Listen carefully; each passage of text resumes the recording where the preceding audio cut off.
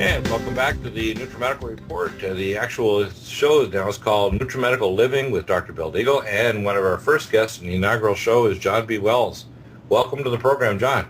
Well, I can't believe it. This is amazing. Congratulations on your slots, and thank you very much for allowing me to be part of the first program on the network. Well, I'm really excited. I continue my Genesis show for people that are all panicky. I do my 3-hour show there. I've been offered actually 2 hours over on and I don't work. I'm not a workaholic. I'm a playaholic. I believe that everything I do, but I feel like the pace of things is picking up. I call the geopolitical and journalistic quickening, if you want to call it. And you probably feel that sense too, John. Can you give us some of the key things you do? Because you have a show called Caravan to Midnight that's very popular. You had a time over at Coast to Coast Radio, and I think your show on its own is very popular. We've done I talked to Jeff about an invitation to bring you over on the RENSE network too, because I think you'd have a huge audience because you have that fantastic talent, very similar to Jeff, to bring out the very best and the worst in guests, and to bring out issues that delivers it to people in a way that they can't really open-handedly reject it. In other words, it's easy for them to start moving into a new paradigm. So what are the issues that you see on your show that the people need to start grasping in their paradigm shift that is happening right under our eyes? Well, as I said to an important person in the chain of command over Coast to Coast AM back when I was still there, look, I'll interview the Easter Bunny if you can get him or her on the program. I don't know if the Easter Bunny's a male or female, but whatever you want to do. But the thing is that you have a very powerful tool here. And I don't want to just, it's your program. Like I say, it's not my program. I'll do what you want me to do. But I think that we're in the most dangerous time in the history of this country, quite possibly in the history of the world. And I think that it might behoove all of us to bring a little bit of this information to the public because we know that mainstream media is covering it up. However, you are a part of the mainstream media apparatus, so I roll with you, whatever, until I can't roll with you anymore. Well, I think I learned an important lesson because and some of this is based on my own experiences with 10 years of doing work with Genesis and RBN. Previously, I did a show with Clear Channel on Wednesday nights with a comedian, Mark Allen Curry, on Clear Channel across the country. And I had a show in Canada when I was back there on Canadian television, as well as a show back in the 90s with a broadcaster out of Colorado Springs. And I like to do radio because I find I can use a little humor. I can try to teach people. I can try to change their paradigms. But I've learned one important lesson. You don't change people's minds. You change their perspective. And that's right. When you present facts, you have to do it with an emotionality that kind of gets through to them, whether it's humor, poetry, song. I'm a barber shopper. The idea of song is good. But the idea is we're trying to get through to people some facts that are pretty shocking. And some of it's pretty scary, but I'm an optimist. I really think, just like I'm a supporter of Rand Paul. Don't think he's perfect, but when I see him and Wyden and the bipartisan Democrats and Republicans moving to shackle the so-called new version of the Patriot Act, when I see Obama, scrambling just like the previous administration under George Bush to literally to give more power to what I call the police state and the transnational corporations, and I see the people rising up, even a minority, and it's being stopped or diverted or delayed, I get pretty optimistic. I really think that we're at the point now where I don't consider us the alternative media. I consider us the real media, the citizen journalists, and the media to me is a distraction. And we have to realize that there will not be a civilization unless there's an intact, honest media exposing people to not only truth but new paradigms of what kind of civilization can they have 5, 10, or 100 years from now. It's going to be dependent on what we decide to choose. Well, yeah, that's entirely true, Dr. Bill. I agree with you completely. The thing is that we have all been subjected to some conditioning here, either obliquely or overtly, that makes us feel as though peace is something for touchy-feely people who cry when they see plants and certain plants. They talk to plants and cry with them. They share their pain, and they're just freaks. They're peaceniks. Right. and so forth. They don't understand that we've been sold a bill of goods, that peace, it can be an exciting peace. It can be a wonderful, inspirational, fill you with the juice peace, and there will be plenty of conflict. You can still have conflict within a peaceful paradigm, which here's the thing. You know that anger turned outward is productivity, whereas anger turned inward is depression usually. And we are turning a lot of our anger collectively inward, and we are becoming depressed, which is leading to complacency and apathy, and then eventually a desperation when we are put in a position of having to act, and we have no preparation for the actions that we are going to be compelled to take. And now it's confusion and it's rage, and it's counterproductive. It's degenerative on every level of the human condition. So you're entirely correct. The best thing is for it has to be somebody else's idea for them to make a change. So I tell my beloved caravanners, the best audience that anybody could ever hope to have, more than I expected and just exactly what I wanted, that I don't expect you to just obey me blindly or accept everything that I say. I mean, you can't believe everything I say, as that guy said on a funny British comedy. He said, you can't believe everything I say. I'm not Jesus, but which I don't know about you, but I thought it was funny. But the thing is, these are the tools. These are just tools. Take of it what you wish, and then go and find out if I'm telling you the truth. And then when you know, then engage on whatever level you feel like you need to engage. This is not about a fight. This is about progress. This is about evolution. But both of those things require a certain amount of fighting spirit. You have to be willing to engage. Right. In fact, I refer to myself as a cosmic Joshua Christian. And people say, what's that mean? I say, well, the first thing is that if I put my statement of faith out there, and I've had a number of Christians that are what I call very, very rigid in their viewpoints, I'd probably be burned at the stake or some other means of termination that would be pretty nasty. The fact is, I'm a very strong Christian, but I believe that Jesus was a metaphysician and the most brilliant man who's also had the full incarnation of God. And he actually said some interesting truths. The first one he said, when I return, you shall be as I am. In other words, qualitatively, we won't be different than Jesus, who was the incarnation of God. So are we. When we start operating as a collective species, not just as an individual cell, but a body that spreads into the past, present, and future, and not just sentient beings of humans on Earth, but sentient beings across the cosmos and a galaxy and the universe. And we start to realize the vastness of what we're dealing with. We start to realize that our civilization won't exist 10,000 years from now unless our spirituality exceeds our technology, because we're approaching the intellectual nexus. And you hear people like experts like the SpaceX developer and PayPal director, that's basically along with Stephen Hawking, telling us that the singularity of artificial intelligence is the most dangerous thing coming down our line. Well, it doesn't need to be. Some degree of artificial intelligence will never replace human beings because we exist on a physical and hyperdimensional level which exceeds the capacity of intelligence of any machine. We may not contain all the knowledge of all the phone numbers of everybody in the world, and a database might have that, but it doesn't exceed our capacity for creativity, inspiration, and the ability to know things that allow our mind to stretch beyond our senses.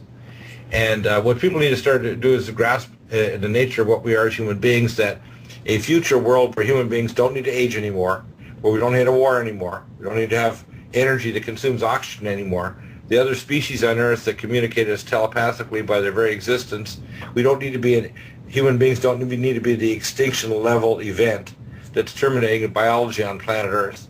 We don't need to be subjected to transdimensional beings from other parts of our galaxy and universe that are continually harassed and destroyed our civilizations down to the eons, which every holy book and every historical book has proven. In fact, you can look at the Kolbrin Bible, and you can look at all the ancient books like the Bhagavad Gita, the Upanishads, etc., and the Bible itself, and it'll tell you these things are very real. Like the book of Daniel, it says, and they shall mingle themselves with the seed of men. If you look at your greens and your linear, which gives the actual Hebrew and Greek words, you have to understand you're dealing with real physical things, real spiritual and hyperdimensional things, real dark intelligence that literally is controlling our globalists and our world.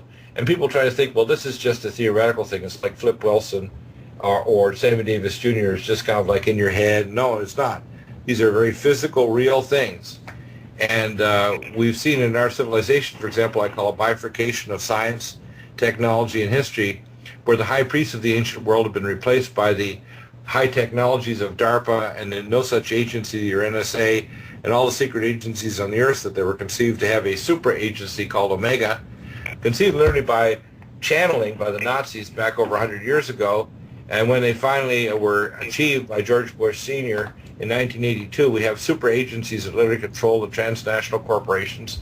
And, of course, we have even the spirituality controls the United Nations and their proxy, the Vatican Jesuit Pope. And people say, this is all a conspiracy theory. I said, well, it would be nice if it is. But the fact is, once you understand the reality of nature, you can start to take control of it. You don't have to be a victim of false religion, false Tier 2 science, false geopolitics, false financial systems that want to take away all credit and make us slaves.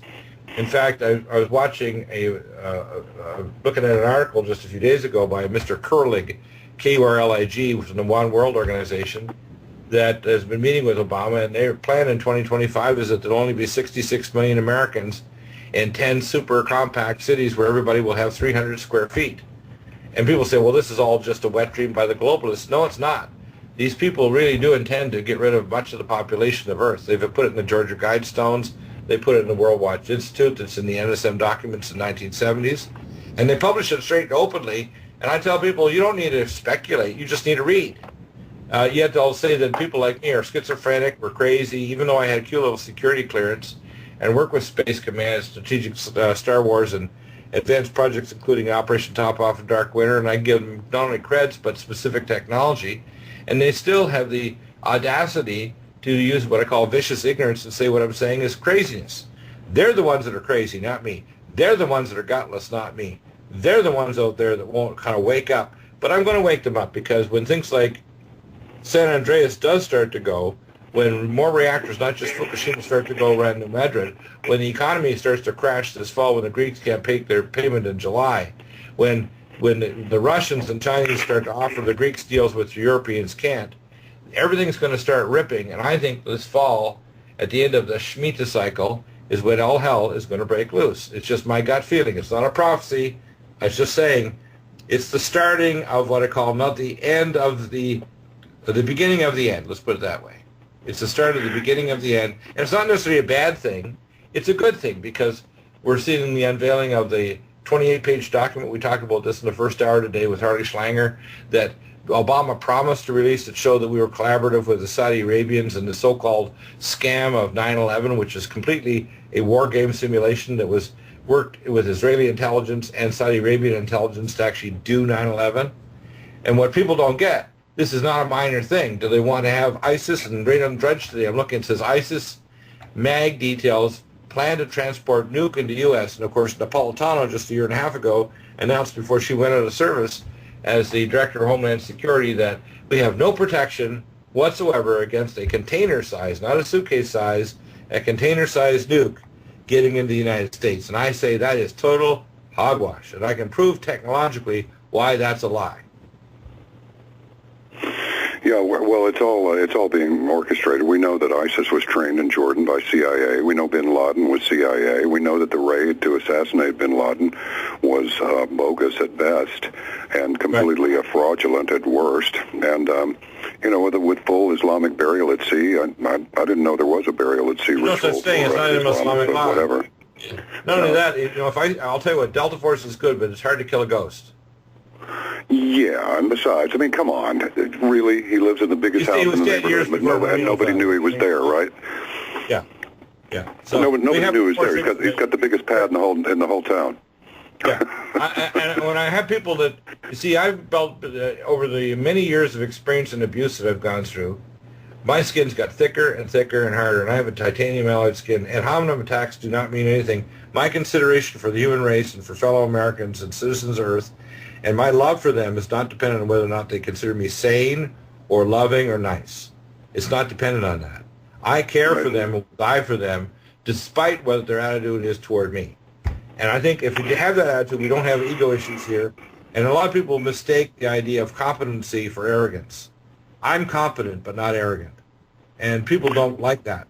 They don't like being told that they're wrong. And I tell them on my show, when I do on the Genesis show and on this show, if people say something wrong, I say, I'm a sheepdog for God, a mortar man of the New Jerusalem, and a tailor in the coat of many colors between all the civilizations and colors of skin and nations on Earth, to bring us together collectively to stop space weather and near space objects like the giant rock asteroid that passed us just a few weeks ago, that waved at us with a neon sign and said, almost gotcha. People don't understand these things are real, and the incompetency of our government and our above government space agencies and so on is monumental. They'll lie to you and tell you they got everything under control, where they're totally freaked out when they have meetings like in Bilderberg. They're sitting around, picking at themselves and futzing and taking antipsychotics and drinking their head off because they know they're not in control of anything, not even their bowels, let alone the world economy. Well, that's really true, but I'll tell you, this cabal is very powerful, but it's beginning to unravel. But let me toss something out there, Dr. Bill, and it is this. We have a conscience in this country. It doesn't matter if Bruce Jenner, the spectacular athlete, decides to be Caitlyn now. It doesn't matter if each side of Kim Kardashian's rump becomes like a planetoid. It doesn't matter.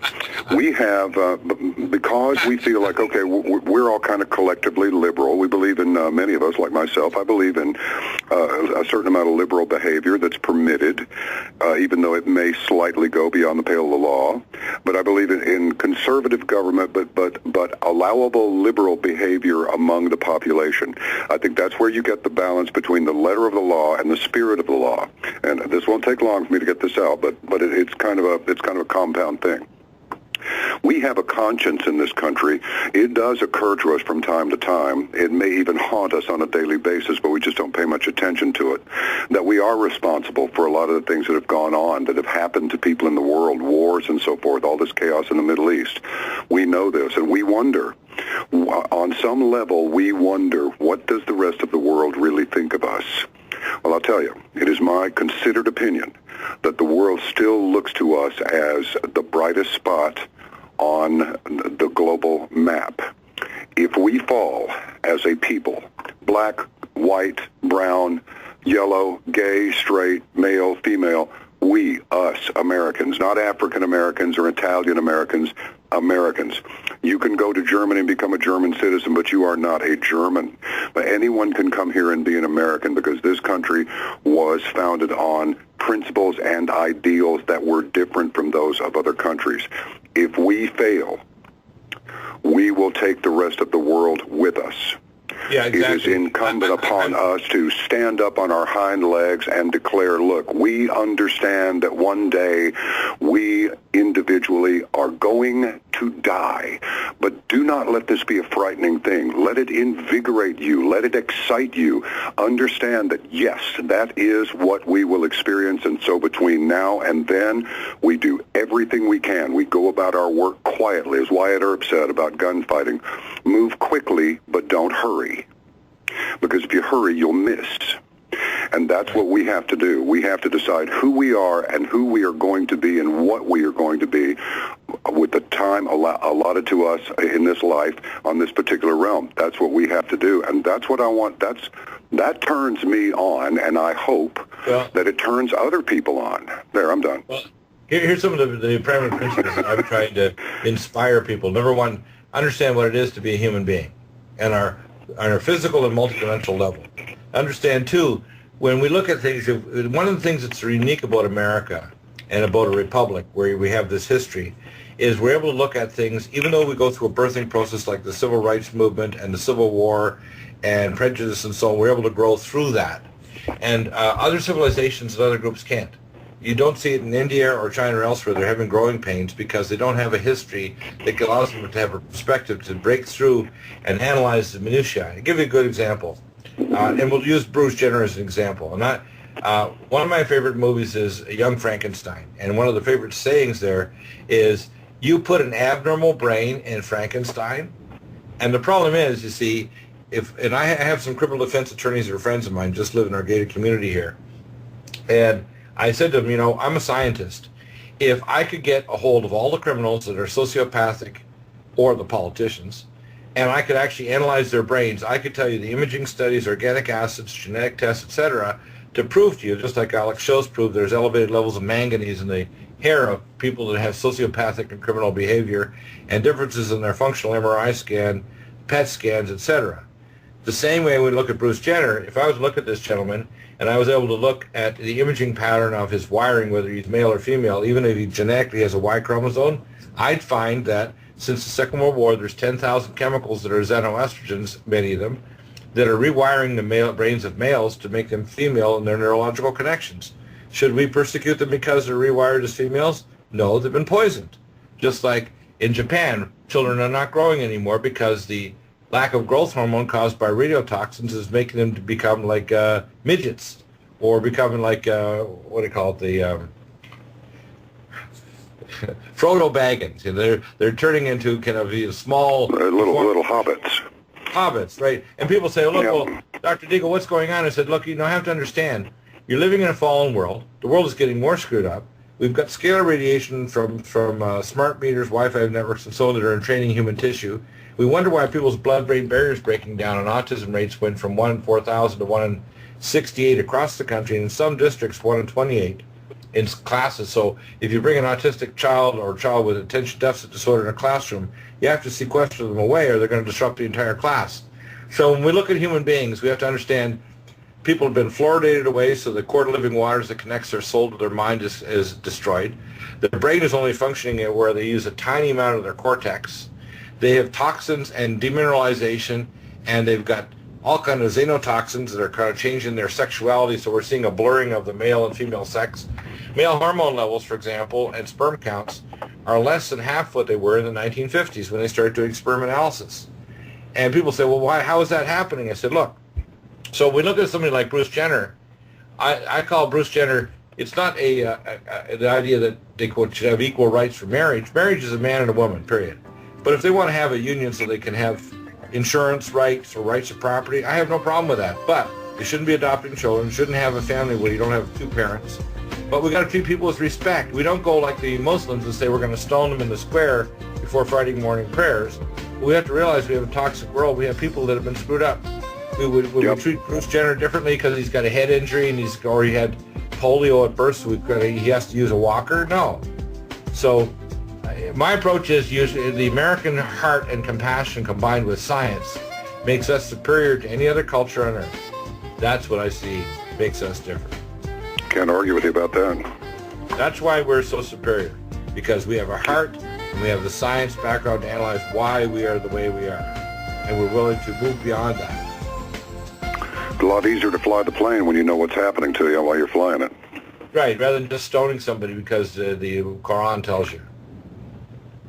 Yes. I heard the bumper there. I think we were off air. Is that correct? Change. And back to the NutriMedical Report and the NutriMedical Living with Dr. Bill Deagle. We have John B. Wells in our inaugural show.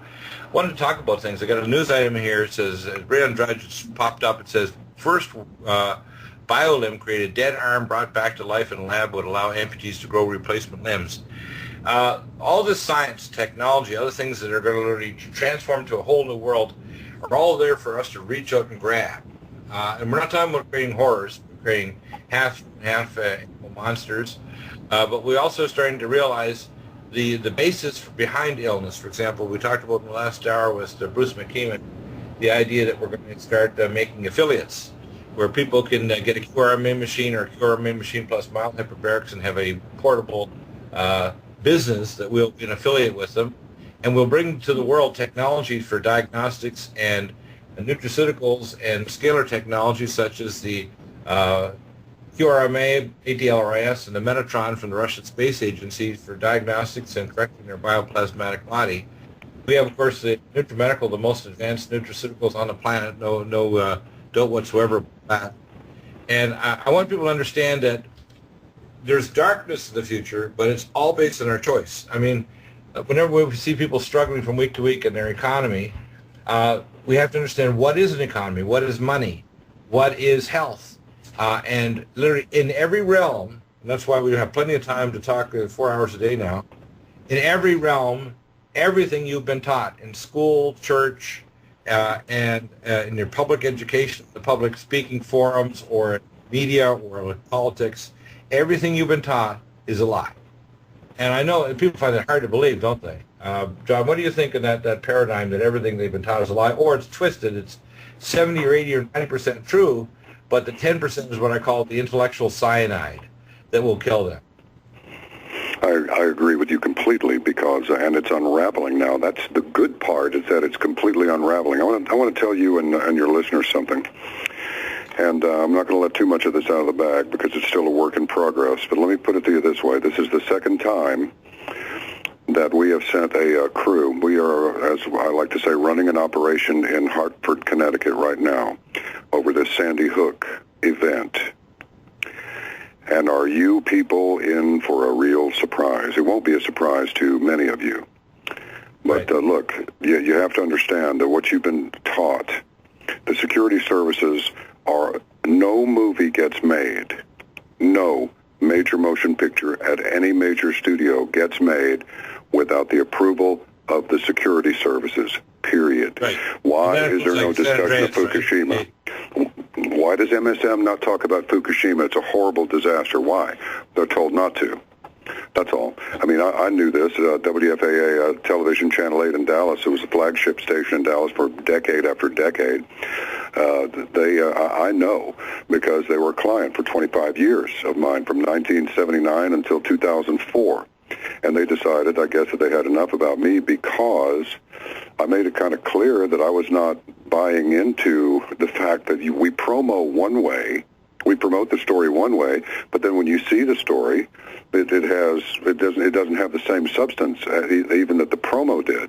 And all of this stuff is checked with the lawyers and filtered down, and the writers are pulling their hair out and so forth. And the reporters, they're rending their garments, gnashing their teeth, and pulling their hair out. So look, it's a continual stream of pablum because you are not trusted. And what they tell, look, the oldest con in the world is this one.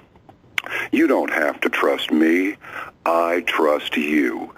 That is the oldest con in the world, and almost nobody's ever heard of it. Right. But that's what television and the news media does to you. You don't have to trust us. We trust you to let us know that we're doing what's best. And hey, you made us number one again. So they just keep giving it to you. Yes, you are living in a lie. Most people know this, but they have their lives to live. What are they supposed to do about it? Nothing happens before it's time for it to happen. That's called waiting on the Lord. And when you have waited, and when the little red light on the camera comes on and is pointed at you, you look good and you get it on right then. So we have been in a holding pattern now. These things are insidious. They do not happen all at once, but they do happen. The object is, and the requirement is, you be ready when the moment is upon you, and the moment is upon us. And I assure you that between now and the end of this president's term, things are going to ramp up exponentially. You haven't seen anything yet. Look at this so-called terrorist in Boston that gets shot in the belly by one of them, either the Boston cop or the FBI agent, and the other one shoots him in the chest because he lunged at them with a knife, which was reported at first to be a machete. Now, you're going to tell me a cop and an FBI guy are going to let one guy with a knife intimidate them? How about when they went after the guy that was in Mississippi, where those two FBI guys said, we're going to if you don't put that shotgun down, we're going to circle you until we shoot you. And he put the shotgun down. But of course you can't do that with a guy with a knife. No, you take him out. And look at Tsarnaev, he's given the finger to the camera. Oh, sure, that's going to happen. And then that comes up. Look, this is all rubbish. Let's go back to Waco. I have distributed to at least 50 people, I'll put it to you that way, people who do not know each other, the actual videotapes, which have now been put onto disc, that are the missing frames. You may remember, it's been a long time ago, yes, insidious, I say, but you remember when the SWAT guy was on the roof, and two guys go in through the window on the second floor, and you see him spray a submachine gun in there behind him, and then you see him pull on the curtains, and then you see this cut, and then you see some stuff come flying through the wall. And I was thinking, what kind of a round would make a hole like that in the wall? You can see this on television. Right. Well, what you see in the videotape that's not edited is he threw a grenade in behind him. You can see this. Everything has been, and look, the same people are involved. Eric Holder, I believe, was the Assistant Attorney General back then, under Reno. So these are the same people over and over again. Who was in it? Who was in the thing? These guys at Fremont Films that did the A Noble Lie. Who was running that operation? That was Eric Holder again. It's the same people, and now we're looking at a Bush and a Clinton for president. Really, people, come on. Come on, this thing is coming apart. They think they are at liberty to. Some Democratic senators suggested using RICO action, Racketeering Influence and Corrupt Organizations Act legislation to, they say prosecute, I say persecute, climate change deniers. This government is out of control, and they are afraid of the people. And that is why they are running Jade Helm right now. It is an intimidation. There are many, many purposes to this operation, but one of them is to intimidate the population. Well, if they're going to try and intimidate people in Texas, I can tell you they've missed their guess already. Yeah, I know. But here in California, you know what they did? They had a gentleman who had 100,000 rounds of ammunition and 40 guns, so they actually committed him to a psychiatric evaluation, which, of course, he went through in flying colors. They did a comparison. Yeah, to other they states. can do whatever they want. Remember that thing about we can hold you, we can keep you forever? The North Vietnamese prison people, the prison camp operators. Well, this government can do anything they want to you, but there's just a little bit too many more of us than them. Yeah, exactly. We're going on break. We'll be right back with John B. Wells, and it was show Caravan to Midnight. And how do they listen? We'll be back in a minute. Welcome back, and John B. One of the issues that I think people should realize is that there really are globalist plans that are so crazy it's hard for people to maintain. When they look, for example, at the Georgia Guidestones of maintain humanity under 500 million worldwide in perpetual balance with nature, these people really are crazy. And they plan on 11 megacities in America by 2025, which is only 10 years away, with a total population of 66 million. Where's the other 265 million people going to go? And look at their locations. They talk about this, and people say this isn't real. It's not. I know from a fact where the World Watch Institute, the Council on Foreign Relations, Foreign Affairs Journal, NSM 2000, which they had back in the 1970s with Henry Kissinger. These things are very, very real. This is not imaginary, and they even show their plan to literally get 300 square feet for living space for each human being. I mean, it's like living in an RV. People say, no, this isn't real. They're not planning on doing it. Yes, it is. They plan on crushing the population, and they talk about this is a plan that they actually published in 2013 to depopulate from 316 million in 2013 to 69 million in 2025, to reduce the GDP and the military budget dramatically. I mean, what are they trying to do? I mean, and this is not just an American issue. This is an issue they want to do in every country on Earth. What is their plan? Well, it's a very complex plan, but you're spot on. There is a depopulation initiative, and look, I mean, it's difficult to deny that the Earth is teeming with people. However, there is a lot of dark space in between those bright clusters of lights. When you do a semi-transcontinental airplane flight, let alone a New York to LA run, you'll see that there's a lot of darkness between the little. Oh, look, there's Chicago over there, and look what's that? Oh, well, that's got to be Memphis. But here's the thing: the problem is that a lot of the things that we have right now are requiring more resources than they did before. I mean, we've gone beyond wasn't it Plato that said anything beyond food, water, shelter, and clothing was a perversion? I may have the wrong philosopher, but I'm pretty sure it was Plato. Yeah. Well, we have a lot of stuff now. Let's take these electric cars. I mean, that's a great idea. I've driven one of those little Tesla two-place jobs. Let me tell you what, that thing is like a rocket-powered golf cart. This thing just screams. It's like an old 327 Camaro, jacked up real tight with a nice cam and everything. But when it comes time to get rid of that battery, there's a problem because there's nothing to do with it. And so we've got to pull the third and the fourth world into our first world jackpot.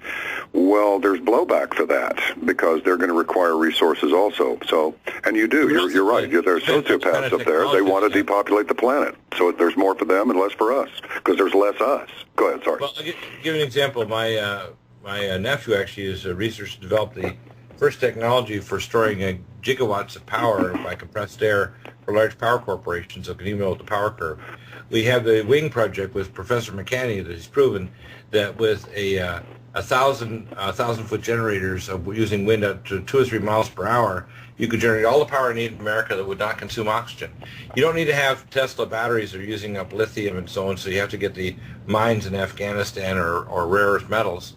You can have all kinds of other technology using even compressed air or solar to hydrogen. So part of it is which technology do we choose? For example, the globalists basically take a viewpoint of there's a carrying capacity of the planet, but if you actually calculate out, you could give every human being on Earth an acre of land, arable land, if you properly used primary water, non-oxygen consuming technology.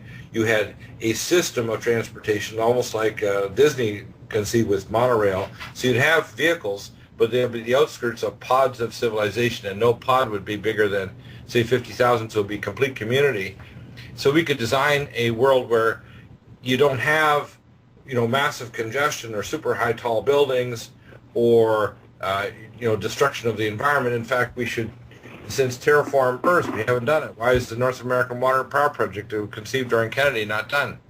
Why don't we have water to the southwest United States when we're heading into a drought that literally, by next year, we could be in the position of Sao Paulo, Brazil, where if the rainfall doesn't continue, which is starting now, thank God, but if we don't have enough snowpack in the next 2 or 3 years, it's going to be catastrophic here in California. And people don't realize also that even hydrofracking changes the force of tectonic plates.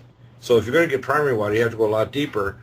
You increase the chances of earthquakes, like in Oklahoma and Kansas and other places like North Dakota. And it's just despoiling the aquifers. And people say, well, what'll that do? I said, well, you won't be able to grow food anymore because the trees are all dying and the crops don't have any water in the groundwater. And so I think we're going to hit a wall. And by the way, it's on purpose. It's on purpose that they hide primary water, which we're going to have Deborah Tavares back on next week talking about it on Thursday, the 11th of June. We don't have them dealing with 0-point energy or energy from a vacuum or new solar technology. I mean, even the RAND Corporation conceived of just picking up a solar panels in space near Earth's orbit and sending a beam of microwave energy to ground-based stations to convert it back to power. And you can have what's called plasma distribution lines buried in the ground that would be away from effects of weather. And there'll be no limitation of energy. When there's no limitation of energy, you can have plenty of water, plenty of food, plenty of transport, and no need to consume oxygen or create pollution. So what I see happening is which technology we choose to implement. So it's not a matter of a carrying capacity. It's a matter that we have a bunch of globalists that want the life extension technology. I talked to my friend Ron Klatz a few years ago. He said, Bill, I called you up because I know you think out of the box, because he's the founder of the Academy of Anti-Aging Medicine, and I blog to all the doctors in the world every week, and I'm putting up some articles this weekend. And he said, I went to the Burj Dubai Hotel to talk to all these billionaires, and they just want the life extension technology for themselves once we get it. They don't want the general population living 100 or 120 or 160 or 200 or 300 years. And at some point, human senescence will be a thing of the past. People will not need to die except by doing stupid things or having a cataclysmic accident or a war. They won't need to die of aging. Aging will be a thing of the past, probably within as little as 10 to 20 years. There'll be no need for aging. And we're very close to that. We're very close to the point where there'll be limitless energy, unlimited lifespan if you don't do something stupid. People even have biometric devices attached to them. They'll tell them what their body status is, and they'll be able to send special teams to get them before they expire. And what I said is our ambulances will basically put you in a state where they can lower your cranial temperature with cooling helmets, give you an intravenous of things that will stop free radicals, transport you literally as they drop your core body temperature, put you in what I call a resurrection chamber, where over a week or so in an artificial coma they regenerate your body or even limbs that you have damaged. And after a few weeks or months, they pull you back out and reanimate you, and you're perfectly whole. I don't see any reason why we can't do that. To me, my imagination is not limited by, okay, do we need to say you can't do that in India or Africa? No. So, you get every human being in less than the space of Texas on Earth, an acre of land, if we properly design how civilization is laid out. So this idea that there's too many human beings on board, in the same way we're not treating the other species, like the great whales, we have our shipping lines cross their migratory patterns in the oceans. It might take a little bit more fuel, but we shouldn't be ramming into them and killing them in the ocean because that's their superhighways. We shouldn't be despoiling the oceans with Fukushima Daiichi, which is killing every species in the North Pacific, and it's going to start soon affecting human beings as they start dying more and more. We don't connect the dots, but within 6 weeks after Fukushima, children in the neurointensive care and the intensive care nurseries in Pennsylvania were dying 42% faster because of radiation all the way from Fukushima 10,000 miles away. So, people don't grasp it. They think there's not hard science to prove this, but now they're saying they're going to start radio testing people on the West Coast. These are emails in the federal government testing West Coast inhabitants to see if we've been poisoned with radiation. They don't even have buoys in the ocean to measure the radiation. I recommended 3 years ago we have USB radiation detectors in every commercial airliner to determine in the flight path when it concentrates the air and compresses it, if there's radiation there, and if the counts go above, then they get an air sample and send it off for nuclear spectroscopy to find out which isotope pattern or fingerprint is present. And warm populations, if you're going to have rain, your rain might be radioactive, so you have to use hazmat activity by taking your raincoat off outside and going through a decon shower. People don't, there's no point whatever on the part of the government to prepare the population for anything. The mass die-off has already started, and people don't even see it.